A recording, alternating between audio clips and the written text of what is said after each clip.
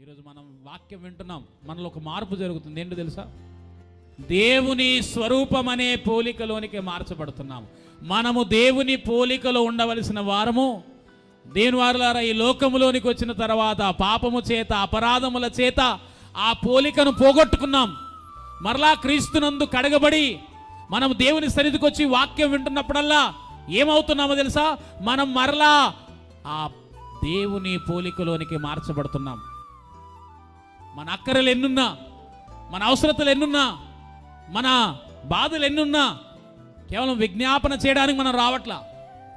మనము దేవుని సన్నిధికి వస్తున్న ప్రతి సందర్భం ఎందుకంటే ఆయన వాక్యము చేత మనము ఆత్మ ద్వారా ఆ పరలోకపు తండ్రి మహిమైనటువంటి పోలికలోనికి మార్చబడటానికి.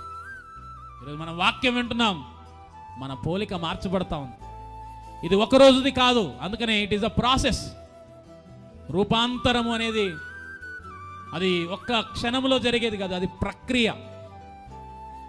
వాక్యం వింటున్నప్పుడల్లా మనం దేవుని పోలికలోనికి మార్చబడుతుంటాం. అలా ఒకరోజు ఆయన పోలికలో మనం కనబడతాం. ఆయన పోలికలో కనబడే రోజు, అందుకే రావాలని ఈ సత్యవాక్యం మనం వింటున్నాం. సో మీరు దేవుని సన్నిధికి వస్తున్నప్పుడు మీరు లోపల జరుగుతున్న మార్పు ఏంటి తెలుసా? మీరు దేవుని పోలికలోనికి, మహిమ నుండి అధిక మహిమ, 1 degree to other degree, 1 class to other class మనం ఎదుగుతున్నాం. కానీ లోపల మార్పు జరుగుతుంది. వాక్యం వింటున్నప్పుడల్లా మనలో ఒక మార్పు నువ్వు గమనించవు, కానీ నీకు తెలియకుండానే అలవాటు అయిపోతుంటావు. నీకు తెలియకుండానే నీలో ఒక మార్పు జరుగుతూ ఉంది.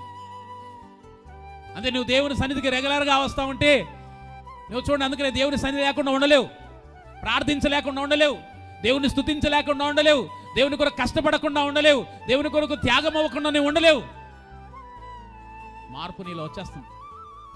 అందుకే దేవుని సన్నిధికి వచ్చినప్పుడు మనం ఒకటే ప్రార్థన చేయాలి, ప్రభువా నీ పోలికలో నేను మార్చబడాలి,